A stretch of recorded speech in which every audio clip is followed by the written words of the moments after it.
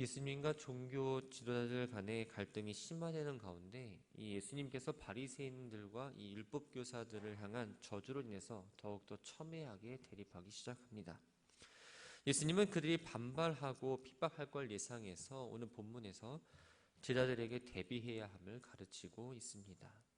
먼저 1절부터 12절까지의 말씀을 보면 바리새인들의 외식에 대한 경계와 환란으로부터 신앙을 지키는 것에 대해서 권면합니다. 1절을 보면 그 동안에라는 말로 시작합니다. 이 말은 여러한 상황들 가운데라는 의미입니다. 앞에 기록된 예수님께서 한 바리새인 집에서 식사를 하고 계실 때 바리새인들과 율법교사를 향해서 책망하시고 그들이 예수님을 향해서 계속해서 반발하는 상황을 이야기합니다. 예수님의 교훈을 듣기 위해서 많은 사람들이 몰려왔습니다. 그런데 교훈하기에 앞서서 먼저 제자들에게 말씀하심으로 제자들과 일반 무리들을 구분하십니다. 구분하신 이유는 지금부터 환난 때에 신앙을 지켜야 하는 걸 말씀하실 건데 많은 무리들이 예수님을 따르지만 그들은 영적 진리에는 관심이 없었습니다.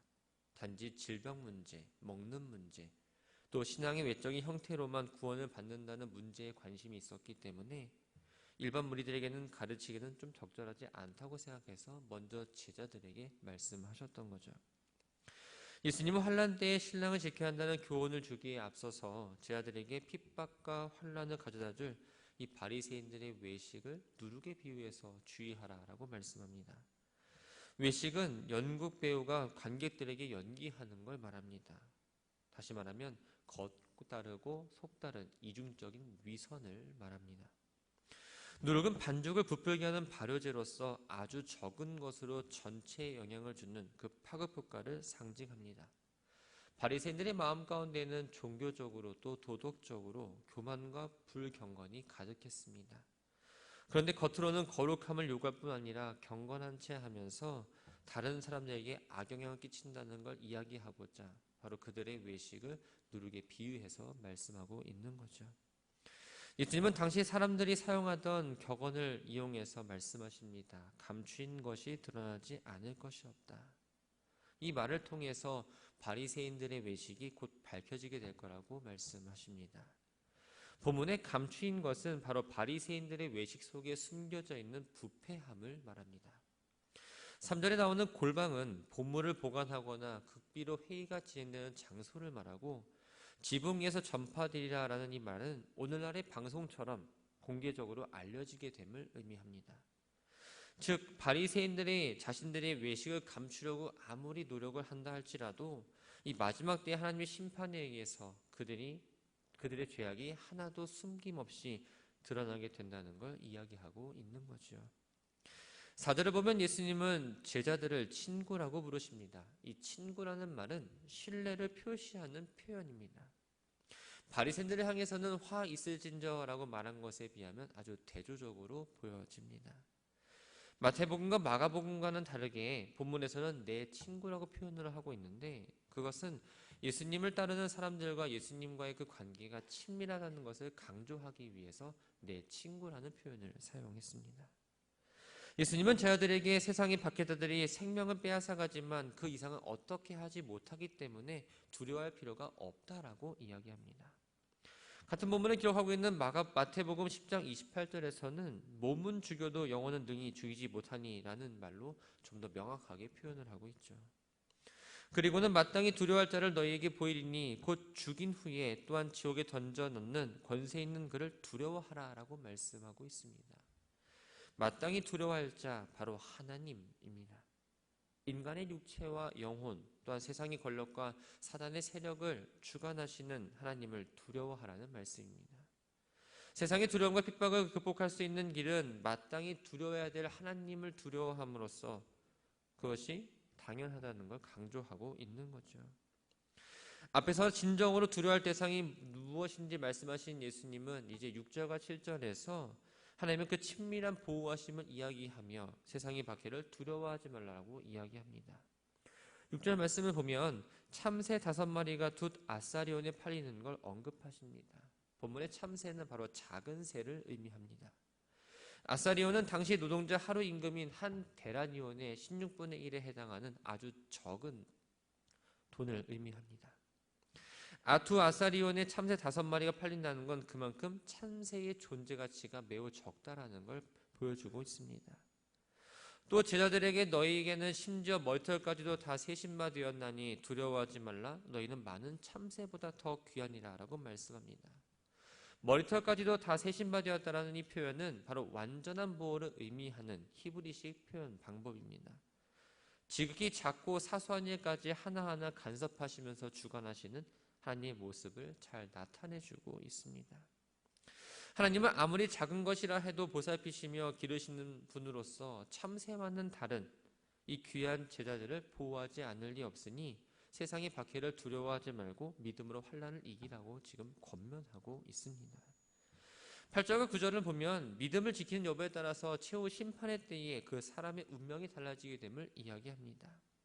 누구든지 사람 앞에서 나를 시인하면 인자도 하나님의 사자들 앞에서 그를 시인할 것이요 사람들 앞에서 나를 부인하는 자는 하나님의 사자들 앞에서 부인을 당하리라. 사람들 앞에서 나를 시인하라는 이 말은 바로 예수를 믿는다는 이유로 나에게 어떠한 불이익을 주고 손해를 끼친다 할지라도 그들 앞에서 나의 주되심을 당당하게 고백하는 걸 의미합니다. 핍박을 할지라도 그런 사람들 앞에서 오히려 더 예수 그리스도를 전해야 한다는 걸 의미하죠.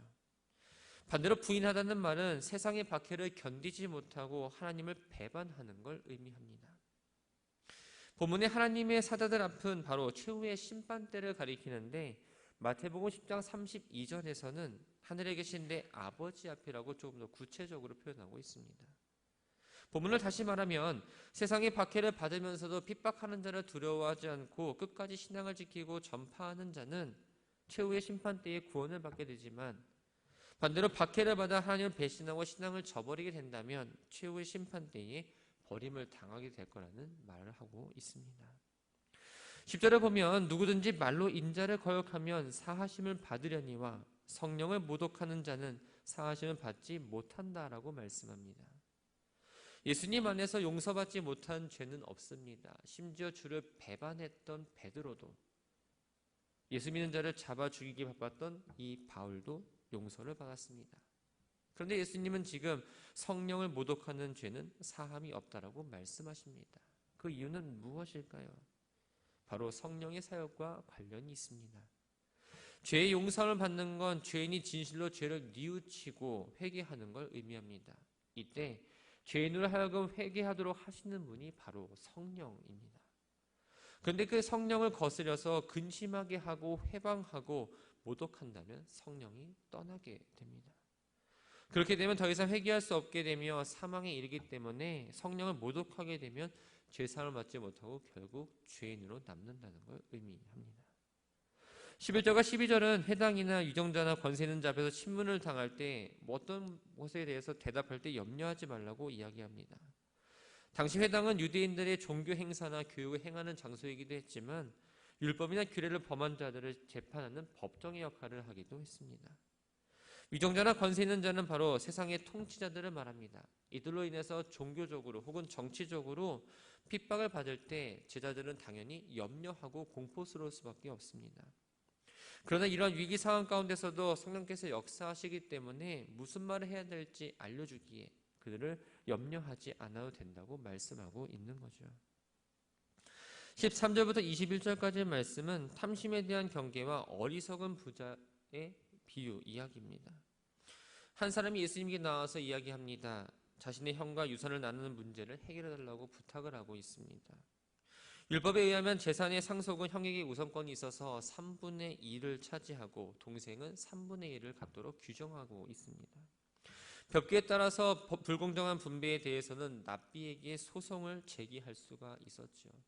이 사람의 행동을 보자면 예수님을 메시아로 본 것이 아니라 그저 한 명의 랍비로 보고 예수님을 이용해서 자신의 목을 지금 챙기려 하는 걸 보게 됩니다. 하지만 예수님은 그 사람에게 이렇게 말씀하십니다. 이 사람아, 누가 나를 너희의 재판장이나 물건 나누는 자로 세웠느냐? 그에게 책망하시듯 지금 물어보고 있습니다. 예수님은 정치 문제나 사람들 사이의 분쟁을 해결하기 위해 오신 분이 아니라는 거죠. 그리고는 사람들에게 모든 탐심을 물리치라고 말씀하십니다. 본문의 탐심은 자기의 소유나 감정의 만족을 추구하기 위해 끊임없이 생기는 욕심을 말합니다. 이러한 탐심에 빠지게 되면 영적으로 어두워질 수밖에 없습니다. 그래서 성경은 탐심을 어리석은 행위, 항상 불만족, 또 악의 근원, 땅에 속한 것과 우상 숭배라고도 표현하고 있습니다. 예수님은 사람의 생명이 그 소유에 넉넉한 데 있지 아니하다라고 말씀합니다. 사람의 생명은 하나님께 달려 있습니다. 세상이 그 어떤 것으로도 영원한 생명을 줄 수 없고 영원한 평안과 기쁨을 줄 수가 없습니다. 즉 물질의 소유만을 추구하는 그 탐심은 인생의 목표를 육에만 두고 있기 때문에 인생을 멸망으로 인도하고 재물이 하나님의 자리를 대신할 수 없다라는 걸 지금 이 말씀을 통해서 알려주고 계신 거죠. 예수님은 왜 탐심을 물리쳐야 하는지 어리석은 부자의 비유를 통해서 말씀해주고 있습니다. 한 부자가 그의 밭에서 많은 곡식을 거두었습니다. 풍성한 소출 때문에 저장할 수 있는 공간이 부족하니 지금 있는 그 곡간을 헐고 더 큰 곡간으로 만들어야겠다는 계획을 세웁니다. 그러면서 풍성한 곡식은 물론이고 많은 재산을 쌓아둘 수 있어서 너무나 기뻐했습니다. 이제 편히 쉬면서 먹고 마시고 즐기면서 살 수 있다는 아주 즐거운 지금 비명을 지르고 있죠. 부자는 물질의 풍성함이 자신의 영혼을 위해서까지 모든 준비를 마쳤다라고 생각을 했습니다.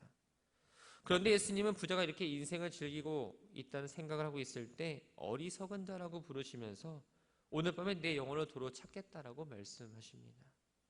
전혀 예상하지 못한 때에 마치 물건을 되찾는 주인처럼 그의 생명을 도로 찾으시겠다라는 거죠.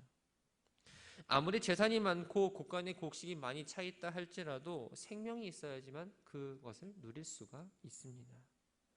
만약 하나님께서 생명을 거둬가신다면 그 많은 재물을 누릴 수가 없게 되는 거죠. 예수님은 탐심을 가지고 재물을 쌓아두려는 자들은 하나님께 부유하지 못한 자들이라고 이야기합니다. 본문에 하나님께 대해서 부유하지 못하다라는 이 말은 하나님께서 허락하신 그 재물을 가지고 어려운 처지에 있는 사람을 돕는 걸 말하는데 이것은 바로 하늘에 보물을 쌓는 것과 같습니다. 예수님은 이 비유를 통해서 탐심을 가지고 재물을 쌓아두려는 이 사람은 참된 생명을 생각하지 못하고 어리석은 사람이라는 걸 말씀해주고 있는 거죠. 22절부터 30절까지의 말씀은 염려에 대해서 말씀하십니다. 이 교훈의 대상이 다시 무리에서 제자로 변화됩니다. 22절을 보면 너희는 너희 목숨을 위하여 무엇을 먹을까, 몸을 위하여 무엇을 입을까 염려하지 말라라고 말씀합니다.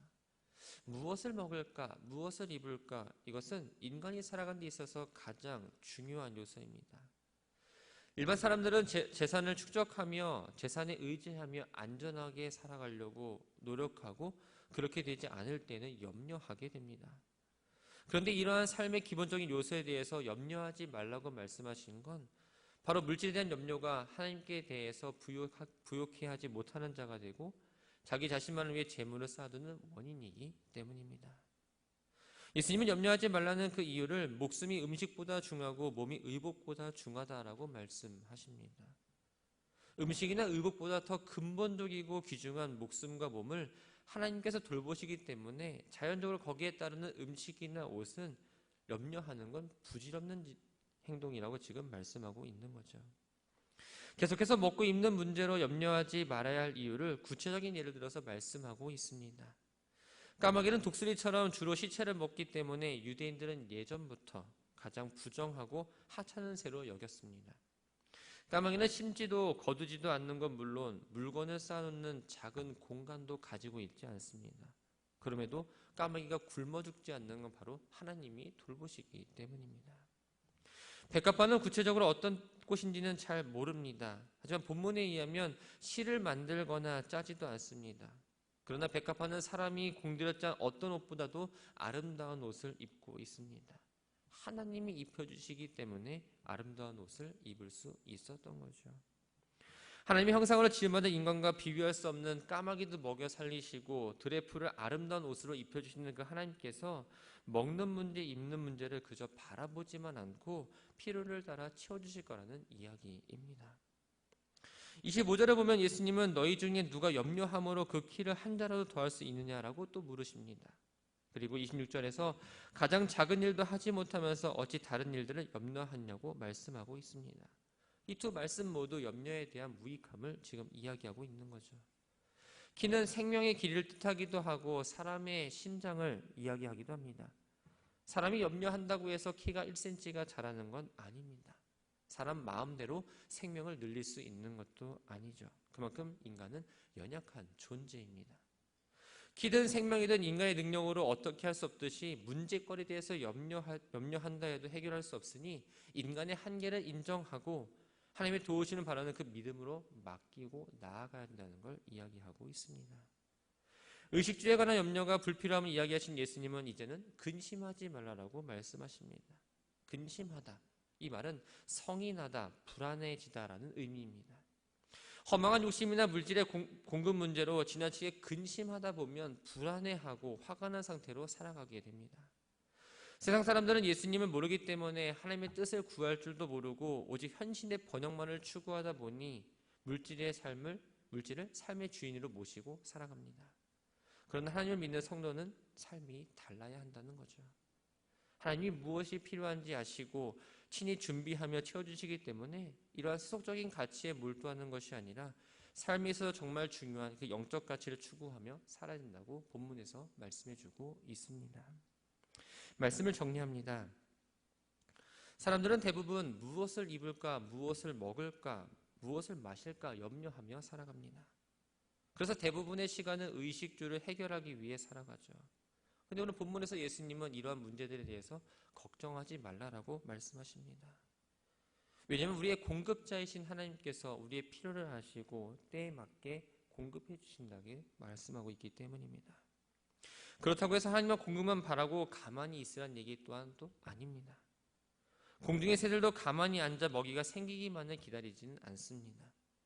새들은 먹이를 구하기 위해서 열심히 자신의 영역에서 애쓰고 찾습니다.